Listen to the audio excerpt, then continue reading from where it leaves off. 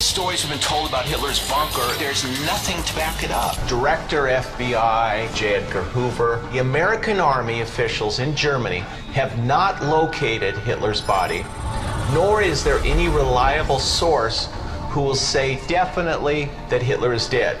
2 years after the end of the war, they had an active investigation looking for this guy. I was a complete skeptic. I went into this investigation with the intent of proving history correct, and I think the result was quite the opposite. I'm not going to say I'm completely turned around. I came in, I think, like everyone in this country, with the assumption that Hitler died in the bunker. He and Eva committed suicide, and then their bodies were burnt by the Germans, and the Russians recovered it and took their remains back to Russia. That was the narrative that's been told to us for 75 years, and what I absolutely know is that there's nothing that supports that. There's no forensic evidence. The little bit of forensic evidence that they have, i.e. the remains they brought back to Germany, are not a man's remains. So they did genetic testing, and they're like, oh, crap, this is from a middle-aged woman.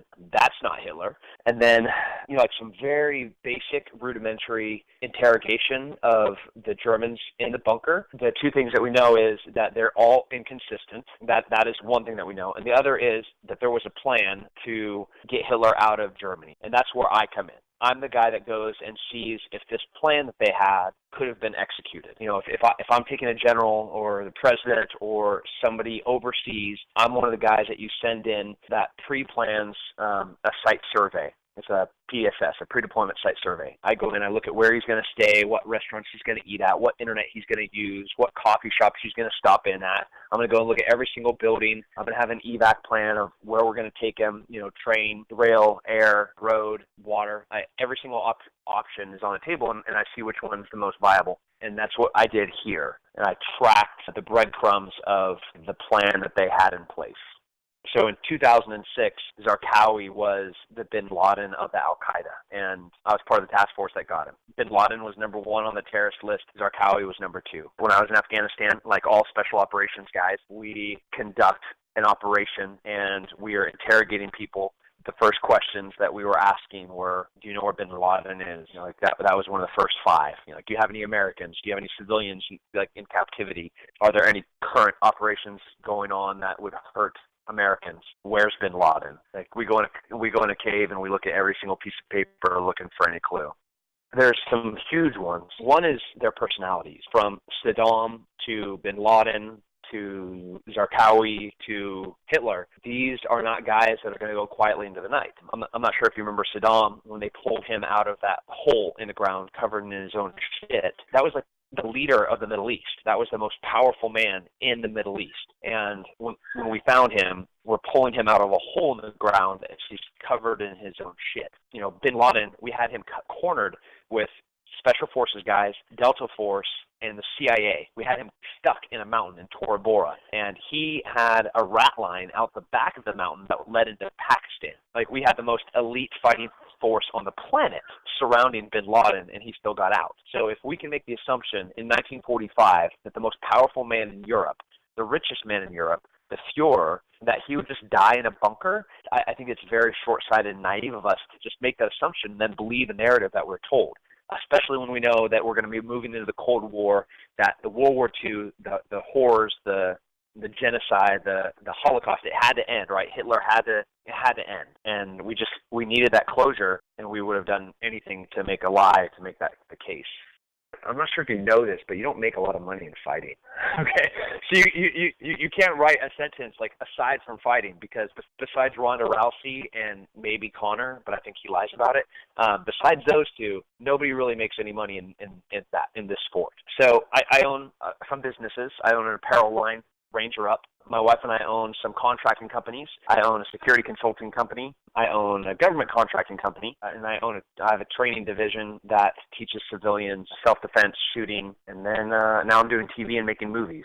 Yeah, absolutely. That itch I think I'll always have, and I told Joe Silva that I want to scratch it, but he has to give me something meaningful for me to come back. I got too many awesome things going on for me just to go back and make the money that they pay us, which is humiliating.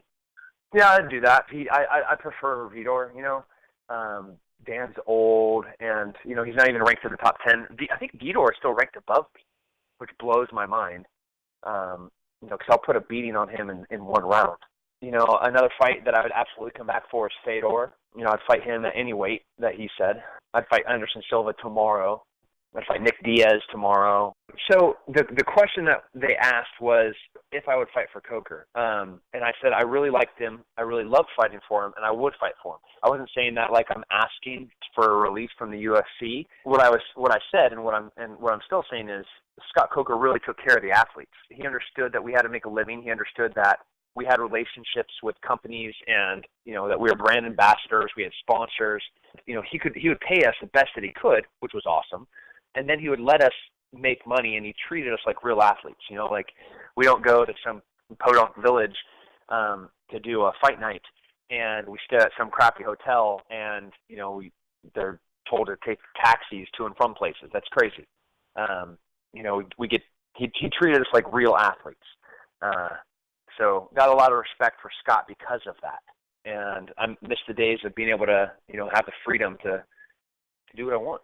No, I don't have any bad feelings toward the UFC. It's been very matter of fact. It's been very business for me. Like, they say, is this a good deal? And I say, no, it's not a good deal. And they say, why isn't it a good deal? And I say, well, this is how much I made before, and this is how much I'm going to make now. That's not even, I don't even need to say anything. Can I just give you my books, and you say, oh, this is how much you made in your last Strikeforce fight, and this is how much you're going to make in the UFC.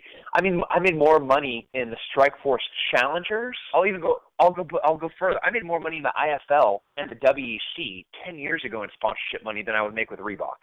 10 years ago. Now I'm ranked 6th in the world, and my only losses in 10 years are either controversial or super tight decisions against, now challengers. So, and you want me to make what on sponsorship money? Not going to happen. Let's be real. This is what sucks is when you love two guys, like I really have a ton of respect for both of them. And I think Chris is a fantastic champion. He has great character. He's a blue-collar fighter. He's a hard worker. I love Ray Longo's gym. Luke Rockhold is something special. Luke Rockhold has more talent. He has John Jones-type talent. And it's going to be a very tough fight for Chris. I've trained with them both. I fought Luke, obviously. And Luke has gotten much better since we fought. I think Luke is going to win. The problem was that I think Chris is just such a great champion, and I have so much respect for him as a person and an athlete, and his approach to being a champion that it kind of like breaks my heart to say it. He has the it factor when it comes to fighting. He doesn't have the mouth that the UFC loves like Conor, but he has the it in athleticism. His genetics with his brother as a professional surfer. His balance, his speed, his surprising power for he's a tall, I would describe him as like a tall, skinny dude. If you didn't know how powerful and strong he was, like the two dudes that always blew my mind in the strength department were him and Ben Askren. Both of them are deceivingly strong, and then in the grappling, I think Luke and Ben are two of the best grapplers on the planet. You don't hear their name. In the conversations you hear Verdum, you hear Hodger Gracie, you hear Jacare. I was like, hey bro, those two dudes are super good. I think Aldo would have murdered him 2 years ago, but Aldo is older, has some mileage, has how many 5-round fights under his belt now against the best, has been a champion for a really long time. Those are tough things to overcome. How do I think it's going to go? I think Aldo is going to have his hands full. I wish the fight would have taken place, a few years ago and watched Aldo destroy him, but now I think it's going to be a different story. Conor's good. Like I hated watching him, win against Chad Mendez. I was like, what? Because I thought Chad was just going to smoke him, but he proved me and everyone else wrong. The thing I remember was how irritating he was. Everything he did effortlessly. I've been doing jiu-jitsu for 20 years now. I would show him something that maybe took me a year to learn or be able to execute, and the next day in practice, the bastard would hit it. And that is infuriating. Like that really made me mad. I was happy, of course, he's a teammate, but then you're like, that's